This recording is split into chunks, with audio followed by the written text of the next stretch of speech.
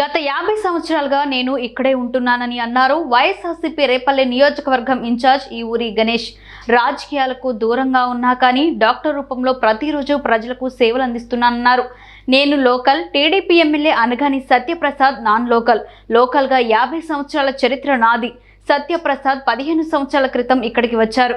గౌడ సామాజిక వర్గం అంతా నాతోటి ఉన్నారు. మా కుటుంబం రాజకీయ అనుభవం ఉన్న కుటుంబం. ప్రభుత్వ సంక్షేమ పథకాలే వైసీపీని గెలిపిస్తుంది. రేపల్లె నియోజకవర్గంలో ఈసారి వైసీపీ జెండా ఎగరవేస్తానంటున్న ఈ ఊరి గణేష్తో మా special correspondent Kondalarao face to face. Repalle నియోజకవర్గంలో వైసీపీ అధిష్టానం ఇన్ఛార్జిగా నియమించింది డాక్టర్ ఈ ఊరి గణేష్. నియమించినప్పటి నుంచి కూడా ప్రజల్లోకి వెళ్తూ ప్రజల మధ్యనే ఉంటూ కూడా ప్రచారంలో కూడా ముందుకు దూసుకెళ్తున్నారు. ఈ ఊరు గణేష్ గారు మనతో ఉన్నారు. ఇప్పుడు సార్ చెప్పండి, మీరు డాక్టర్గా ఇక్కడ సేవలు ఆల్రెడీ అందిస్తున్నారు. అధిష్టానం మిమ్మల్ని అభ్యర్థిగా ప్రకటించింది. ప్రజల్లోకి మీరు వెళ్తున్నారు. ఎలాంటి సమస్యలు మీరు ప్రజల్లో ఎదుర్కొంటున్నారు? ప్రజల్లో చాలా వరకు సమస్యలన్నీ జగన్మోహన్ రెడ్డి గారు తీర్చేశారు. కొన్ని చిన్న చిన్న సమస్యలు ఉన్నాయి. రోడ్లు వేయటం కానీ, వాటర్ కానీ, చిన్న చిన్న సమస్యలు. విద్యా రంగంలో జగన్మోహన్ రెడ్డి గారు దూసుకెళ్తున్నారు. వాటి సమస్యలు ఏమీ లేవు. అమ్మఒడి అని, విద్యాదీవెన అని, వసతి దీవెన అని చెప్పి స్త్రీలకు కావాల్సిన సౌకర్యాలను కల్పిస్తారు. అంతేకాకుండా వాళ్ళు చేసిన గత ప్రభుత్వంలో చేసిన రుణాలు కూడా 0 వడ్డీ ఇస్తున్నారు. రుణాలు కూడా రద్దు చేశారు. మన ఆసరా పథకం కింద 4వ విడతగా వచ్చిన డబ్బులన్నీ వాళ్ళ అకౌంట్లో వేశారు. కాబట్టి స్త్రీలంతా హ్యాపీగా ఉన్నారు. స్త్రీలను ఎక్కడైతే గౌరవిస్తారో అక్కడే సుభిక్షంగా ఉంటుందని ఆలోచించి జగన్మోహన్ రెడ్డి గారు ఈ అవకాశం కల్పించారు. స్త్రీలకు కావాల్సిన అన్ని విషయాలు, అన్ని సౌకర్యాలు జగన్మోహన్ రెడ్డి గారు దగ్గరుండి చూసుకుని వారికి కొత్త కొత్త పథకాలు ప్రవేశపెట్టి మన రాష్ట్రాన్ని ముందుకు తీసుకెళ్తున్నారు.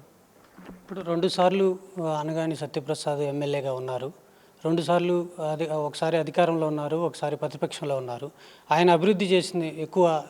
రేపల్లెనంతా నేనే అభివృద్ధి చేశానని చెప్పుకుంటున్నారు. ఏంటి అభివృద్ధి? కనపడలేదండి ఏమి.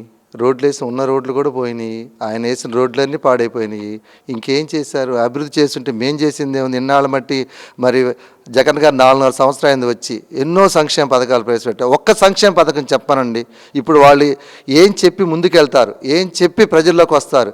కేవలం ఒకటే, మేము జనసేన కలుస్తాము, ఆయన మీద వ్యతిరేకత ఓటి మేము చీలుస్తాము, చీలకుండా మేము ట్రై చేసుకుంటాము. ఇది తప్పితే మేము ప్రజలకు ఉపయోగపడే కార్యక్రమం ఒక్కటి చేస్తానని మన చంద్రబాబు నాయుడు గారు కానీ ఇక్కడ ఉన్న ఎమ్మెల్యే గారిని ఎవరూ చెప్పట్లా.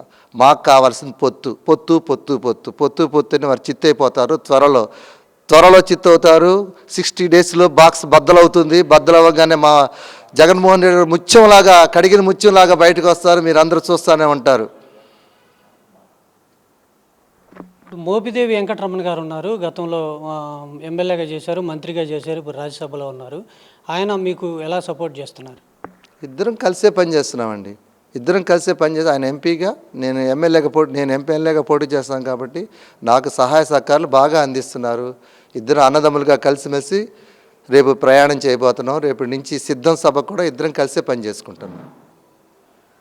అంటే రాజకీయంగా కుటుంబంలో మీ ఇంతకుముందు రాజకీయంగా ఉన్నారు మీ కుటుంబం, ఇప్పుడు మీరు రాజకీయాల్లోకి వచ్చారు. గతంలో కూడా మీరు ప్రజారాజ్యంలో పోటీ చేశారు. అప్పుడు మీరు పోటీ చేసినా విజయం సాధించలేకపోయారు. ఇప్పుడు కరెక్ట్గా విజయం సాధించగలుగుతారనుకున్నారా? పోటీకి వెళ్ళిన తర్వాత ఎవరో ఒక్కళ్ళే గెలుస్తారు. అప్పుడు ట్రయాంగిల్ పోటీ. అప్పుడు ఆయన కూడా ఓడిపోయాడు. టీడీపీ తరఫున పోటీ చేసిన సత్యప్రసాద్ గారు ఓడిపోయారు, నేను ఓడిపోయాను. ఎవరో ఒక్కళ్ళే గెలుస్తారు. ఈసారి నేను ఒక్కడనే గెలుస్తాను, ఆయనే ఓడిపోతాడు. ఎందుకంటే మా సామాజిక వర్గం నా వెనకాలే ఉంది. నేను లోకల్, ఆయన నాన్ లోకల్. నేను అధికార పక్షం, ఆయన ప్రతిపక్షం. అందుకని ఆయన ఓడిపోతాడు. మా సామాజిక వర్గం అంతా నా వైపే ఉందంటూ కూడా డాక్టర్ ఈ ఊరి గణేష్ చెప్తున్న పరిస్థితి. ఖచ్చితంగా ఈసారి రేపల్లె నియోజకవర్గంలో వైసీపీ జెండా ఎగరవేస్తామంటూ కూడా ఈ ఊరి గణేష్ చెప్తున్న పరిస్థితి అయితే ఉంది.